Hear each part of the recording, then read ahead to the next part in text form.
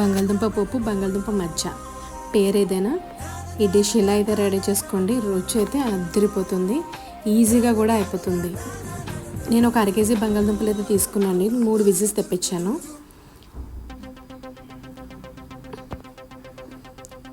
రెండు ఉల్లిపాయలు అయితే కోసుకున్నానండి, 2 మిర్చి కూడా వేసుకున్నాను.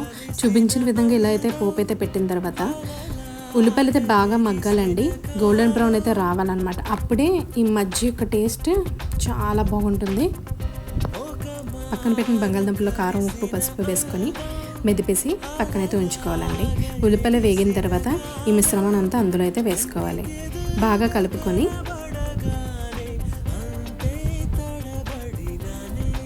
స్టవ్ అయితే సిమ్లో పెట్టుకొని మూత పెట్టేసి ఒక 5 నిమిషాలు అయితే మగ్గనివ్వాలండి. అప్పుడు ఉప్పు అది కరిగి మజ్జ బాగా మగ్గుతుంది అనమాట. అంతేనండి, ఎంతో సింపుల్గా ఈజీగా చేసుకునే బంగాళదుంప మజ్జ రెడీ.